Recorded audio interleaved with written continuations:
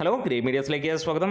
രേഖാചിത്രം ശനിയാഴ്ച അതിഗംഭീരമായിട്ടുള്ള കുതിപ്പാണ്. എങ്ങും റെഡ് അലേർട്ട് എന്ന് തന്നെ പറയാം. കേരളത്തിന് പുറത്തും അങ്ങനെ തന്നെ റെഡ് അലേർട്ടായിട്ട് സിനിമ കുതിച്ചുയരുന്ന കാഴ്ച. കൊച്ചിയിൽ നോക്കുകയാണെങ്കിൽ കൊച്ചിയിലെ 90% തിയേറ്ററുകളിലും നമുക്ക് അമ്മാതിരി ഒരു കൊലത്തൂക്ക് തന്നെ കാണാൻ കഴിയുന്നു. എല്ലാ സ്ഥലങ്ങളിലും നമുക്ക് കാണാൻ കഴിയുന്നത് ചുവപ്പ് തന്നെയാണ്. അതായത് 90% തിയേറ്ററുകളിലും നമുക്ക് കാണാൻ കഴിയുന്നത് ആ ലെവലിൽ തന്നെയാണ് എന്നാണ് എടുത്ത് പറയാനുള്ളത്. ഇനി പുറത്തേക്ക് നോക്കുകയാണെങ്കിൽ ഹിന്ദിയിൽ അല്ലെങ്കിൽ ഡൽഹി, അതേപോലെ ചെന്നൈ, ഈ ഏരിയയിലെല്ലാം തന്നെ സിനിമയ്ക്ക് വലിയ രീതിയിലുള്ള ഒരു തിരക്ക് തന്നെ. എല്ലായിടത്തും റെഡ് അലേർട്ടാണ് തന്നെ നമുക്ക് കാണാൻ കഴിയുന്നത്. നമ്മളത് സ്ക്രീൻഷോട്ട് നിങ്ങൾക്ക് വേണ്ടി ഇട്ടിട്ടുണ്ട്, അതൊന്ന് എടുത്തു നോക്കാം. കൊച്ചി നോക്കുകയാണെങ്കിൽ നമുക്ക് എടുത്തു പറയാനുള്ള കാര്യം മറ്റൊന്ന്, എല്ലാ സ്ഥലങ്ങളിലും, അതായത് ഒരു സ്ഥലം എന്നല്ല 90% തിയേറ്ററുകളിലും നമുക്ക് കാണാൻ കഴിയുന്നു അമ്മാതിരി ഒരു കൊടൂരമായ റെഡ് അലേർട്ട്. ഒബ്രോൺ മോൾ ആണെങ്കിലും ലുലു മോൾ ആണെങ്കിലും വനിതാ വിനീതയാണെങ്കിലും ഇനിയിപ്പോൾ പത്മ സിനിമ, ഷേണായിസിലൊക്കെ ശരിക്കും 12 മുകളിലുള്ള ഷോകൾ ഇപ്പോൾ തന്നെ ഓടുന്നുണ്ട്. ഒരുപക്ഷെ ഇനിയും കൂടും എന്നുള്ളത് തന്നെയാണ്. സെൻട്രൽ സ്ക്വയർ മാൾ അങ്ങനെ തുടങ്ങി പിറവം വരെയുള്ള സ്ഥലങ്ങളിൽ നോക്കുമ്പോൾ 90% സ്ഥലങ്ങളിലും റെഡ് അലേർട്ട് തന്നെയാണ്. പിറവത്തൊക്കെയാണ് ഇനിയുള്ള ഉച്ച കഴിഞ്ഞിട്ടുള്ള ഷോകൾക്ക് നമുക്ക് ടിക്കറ്റ് അവൈലബിൾ ആയിട്ട് കാണിക്കുന്നത്. അവിടെയും നമുക്ക് ഇപ്പോൾ 12:30 ഷോ ഹൗസ്ഫുൾ ആയിരിക്കുന്നു. പാൻ സിനിമാസ്, ആരക്കുന്നം അതേപോലെ തന്നെ പോകുന്നു.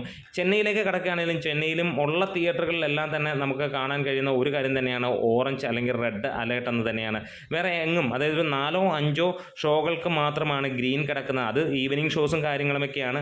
അത് നമുക്ക് കുറച്ച് കഴിയുമ്പോഴത്തേക്ക് അത് ഹൗസ്ഫുൾ തന്നെ ആകുമെന്നുള്ള പ്രതീക്ഷയാണ്. ഡൽഹി എടുത്തു നോക്കി, ബാംഗ്ലൂർ നോക്കി, എല്ലാ സ്ഥലങ്ങളിലും അമ്മാതിരിയായിട്ടുള്ള ഒരു റെഡ് അലേർട്ട് തന്നെയാണ്. ഇതിനോടകം തന്നെ സിനിമ 2 ദിവസം കൊണ്ട് 4 കോടിക്ക് മുകളിലാണ് കേരള കളക്ഷൻ മാത്രമായി വന്നിരിക്കുന്നത്. ആദ്യ ദിനം സിനിമ നേടിയത് 1,92,00,000 രൂപയാണെങ്കിൽ രണ്ടാം ദിവസം 2,12,00,000 രൂപയിലേക്ക് എത്തി. അങ്ങനെ 4 കോടിക്ക് മുകളിലേക്ക് സിനിമ എത്തിയിരിക്കുകയാണ്. ഇതിനിടയിൽ ഒരു കാര്യം ഒന്ന് ഓർമ്മിപ്പിക്കുന്നു, നമ്മുടെ ചാനൽ ഇതുവരെ സബ്സ്ക്രൈബ് ചെയ്തിട്ടില്ലെങ്കിൽ സബ്സ്ക്രിപ്ഷൻ ചെയ്ത് തരണമെന്ന് അഭ്യർത്ഥിക്കുന്നു. ഒപ്പം നിങ്ങളുടെ സപ്പോർട്ട് ഉണ്ടെങ്കിൽ കൂടുതൽ വീഡിയോസും നമ്മൾ ഇടുന്നതായിരിക്കും.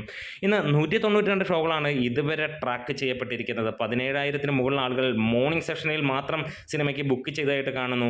അത് 31% ഒക്യുപ്പൻസിയിൽ. ഇപ്പോൾ 28 ലക്ഷം രൂപയോളമാണ് സിനിമയുടെ കളക്ഷനായി വന്നിരിക്കുന്നത്. അതായത് 50 ലക്ഷം രൂപ സിനിമ കഴിഞ്ഞിരിക്കുന്നു മോർണിംഗിൽ തന്നെ. പ്രൊജക്റ്റഡ് ആയിട്ട് നമ്മൾ പ്രതീക്ഷിക്കുന്നത് ഇന്ന് ട്രാക്കേഴ്സ് മുഖാന്തരം തന്നെ 2 കോടിക്കടുത്ത്, അതായത് 3 കോടിക്കോളം സിനിമ ടച്ച് ചെയ്യുമെന്നുള്ളതാണ്. ആദ്യ ദിനം 1,56,00,000 രൂപയാണ് ട്രാക്കേഴ്സ് മുഖാന്തരം വന്നതെങ്കിൽ രണ്ടാം ദിവസം 1,74,00,000 രൂപയാണ്. അങ്ങനെ മികച്ച രീതിയിൽ തന്നെ കുതിച്ചു പോവുകയാണ്. നമുക്ക് അടുത്ത ഒരു വീഡിയോയിൽ നമുക്ക് കാര്യങ്ങളുമായിട്ട് വരാം. Rest of India, Kerala collection, അങ്ങനെ ഇതുവരെ ലഭ്യമായ വിവരങ്ങളെല്ലാം എന്തായാലും അതിഗംഭീരമായിട്ട് ഉയർന്നു പറക്കുന്നു. മമ്മൂട്ടിയുടെ ഒരൊറ്റ റെഫറൻസ് വെച്ച് വിജയിക്കുന്ന പടങ്ങൾ നമുക്ക് ഇപ്പോൾ കാണാൻ കഴിയുന്നുണ്ട്. വേറെ ഒന്നുമല്ല, പ്രിയ നോട്ടത്തിലാണ് മമ്മൂട്ടിയുടെ പേര് മാത്രം വെച്ചിട്ട് അല്ലെങ്കിൽ ഒരു സീൻ വെച്ചിട്ട് വമ്പൻ വിജയം അടിച്ച സിനിമയാണെങ്കിൽ കഴിഞ്ഞ വർഷം എബ്രഹാം ഓസ്ലർ മമ്മൂട്ടിയുടെ പ്രസൻസ് കൊണ്ട് വലിയ രീതിയിൽ വിജയമായി. ഇപ്പോൾ മമ്മൂട്ടി റെഫറൻസ് AI-യിലൂടെ വരുമ്പോൾ പോലും ആളുകൾ ഇടിച്ചു കയറുന്ന ആ ഒരു കാര്യവും നമുക്കിവിടെ കാണാം. അതുമാത്രമല്ല, ആസിഫ് അലിയുടെ മികച്ച പ്രകടനം, തുടരെയുള്ള ആസിഫ് അലിയുടെ അതിഗംഭീരമായിട്ടുള്ള പെർഫോമൻസ് തന്നെയാണ് സിനിമയെ മുന്നോട്ട് നയിക്കുന്നത്. ഒപ്പം അനശ്വര രാജൻ ലക്കി സ്റ്റാർ എന്ന് തന്നെ പറയാം. ലക്ക് മാത്രമല്ല, കഴിഞ്ഞ ദിവസം പറഞ്ഞു ഞാൻ നന്നായിട്ട് ഹാർഡ് വർക്ക് ചെയ്യുന്നുണ്ട്. തീർച്ചയായും, പക്ഷേ ഹാർഡ് വർക്കിനേക്കാൾ ഉപരി അതിനകത്തുള്ളൊരു ലക്ക് കൂടി ഉണ്ട് എന്നുള്ളൊരു കാര്യമുണ്ട്.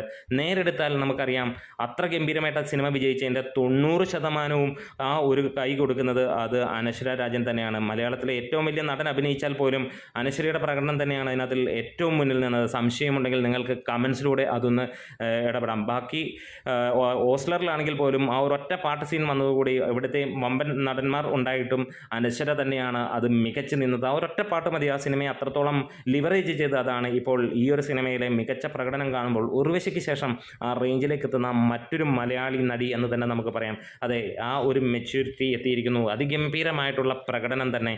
അതായത് വർക്ക് മാത്രമല്ല, ഗംഭീരമായിട്ടുള്ള ആ ഒരു ഭാഗ്യവും കൂടെയാണ്. ശരിക്കും ഹാർഡ് വർക്ക് ഒരുപാട് ചെയ്യുന്നുണ്ട്, നമുക്കറിയാം. അത്ര തനതായ രീതിയിൽ നാച്ചുറലായിട്ട് തന്നെയാണ് അവർ എത്തിക്കൊണ്ടിരിക്കുന്നത്.